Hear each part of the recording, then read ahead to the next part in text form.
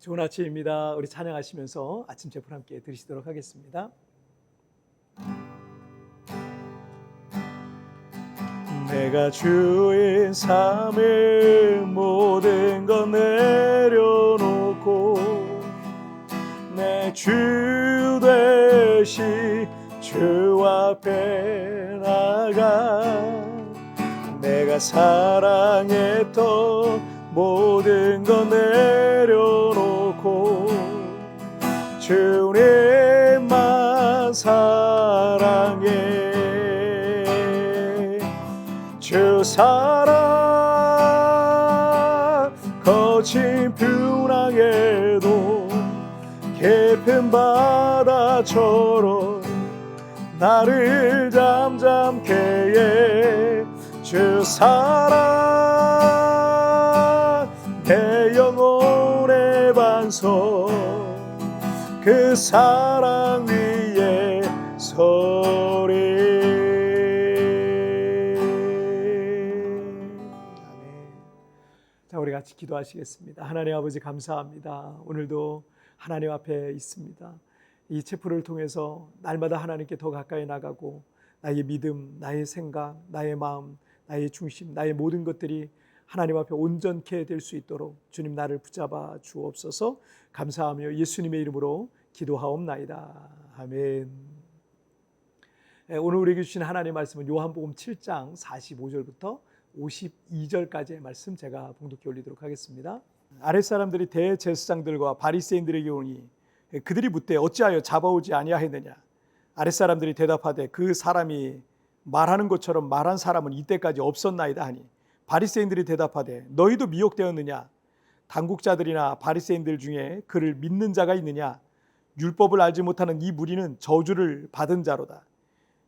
그 중에 한 사람 곧 전에 예수께 왔던 니고데모가 그들에게 말하되 우리 율법은 사람의 말을 듣고 그 행한 것을 알기 전에 심판하느냐.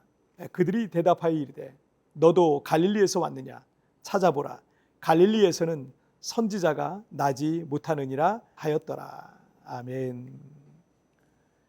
우리나라의 기독교가 처음 전파된 것은 18세기 말 1784년에 천주교가 들어왔습니다.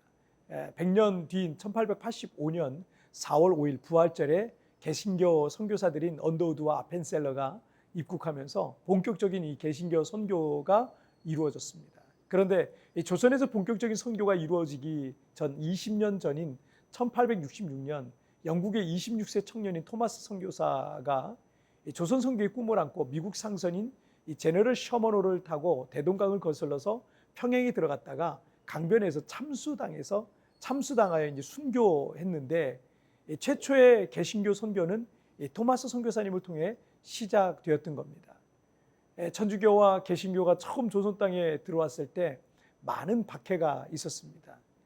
특히 병인박해라고 불리는 조선 역사상 최대 규모의 천주교 박해는 프랑스 선교사 9명과 또 8천에서 1만 명 이상의 신자가 잠두봉, 지금은 이 절두산이라 그러는데요. 이 잠두봉에서 참수를 당해서 순교당하기도 합니다. 지금의 마포 합정동에 가면 그 장소가 있습니다. 그런데 이렇게 기독교가 조선 땅에서 박해받았던 원인 중에 하나는 기독교의 교리가 유교 질서에 대한 도전과 반역이라고 생각을 했던 겁니다. 당시 조선 사람들은 우리 조상 때부터 섬겼던 불교와 유교를 믿어야지 뭐하러 서양의 종교를 믿느냐라고 말하면서 이 기독교를 배척했습니다.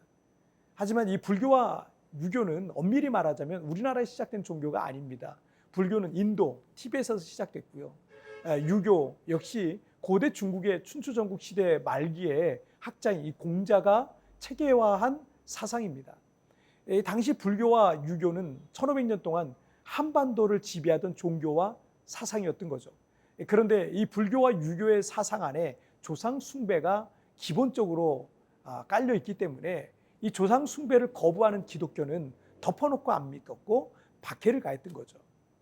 오늘 보면 45절을 보시면 아랫사람들이 대제사장들과 바리새인들에게로 오니 그들이 묻되 어찌하여 잡아오지 아니하였느냐. 초막절 기간에 예루살렘과 성전에서 복음을 전하시던 예수님은 당시 종교적 기득권자들인 대제사장들과 바리새인들에게 큰 도전과 위협이 되었던 겁니다. 그래서 성전의 경비병들에게 나사렛 예수를 체포해 와라 라고 이렇게 명령을 했던 거죠. 46절을 보시면 아랫사람들이 대답하되 그 사람이 말하는 것처럼 말한 사람은 이때까지 없었나이다 하니, 경비병들이 예수님을 체포하러 갔다가 오히려 예수님의 말씀에 크게 감동을 받은 겁니다. 그래서 체포할 수가 없었다라는 얘기죠. 47절부터 49절을 보실게요. 바리새인들이 대답하되 너희도 미혹되었느냐? 당국자들이나 바리새인 중에 그를 믿는 자가 있느냐? 율법을 알지 못하는 이 무리는 저주를 받은 자로다. 바리새인들은 그 경비병들에게 너희도 미혹됐느냐? 사내들인 공회원들이나 바리새인 중에 그를 믿는 자가 있느냐라고 이렇게 말하면서 경비병들을 크게 꾸짖고 화를 내고 있는 장면입니다. 자, 그런데 이 부분에서 종교 지도자들이 예수님에 대해서 덮어놓고 안 믿는 이유를 짐작해 볼 수 있습니다. 자, 그들이 갖고 있는 가장 권위 있는 기준, 변하지 않는 절대 기준은 48절에서 그들이 스스로 말하기를 당국자들이나 바리새인 중에 그를 믿는 자가 있느냐라는 말이에요. 그들이 판단하는 진리의 기준은 71명으로 구성된 유대 사회의 종교적 정치적 의결기관인 사내들인 공의회의 결정과 엄격한 율법주의자들인 바리새인들의 가르침에 그 기준이 있었던 거예요. 가장 어리석고 교만한 사람은 내 생각과 다르다고 다른 사람의 생각을 틀리다라고 생각하는 사람입니다. 그러나 사람의 생각과 판단은 결코 절대적일 수 없습니다. 오늘은 이렇게 생각했는데 내일은 그 생각과 기준이 바뀔 수도 있는 게 우리 사람의 생각입니다.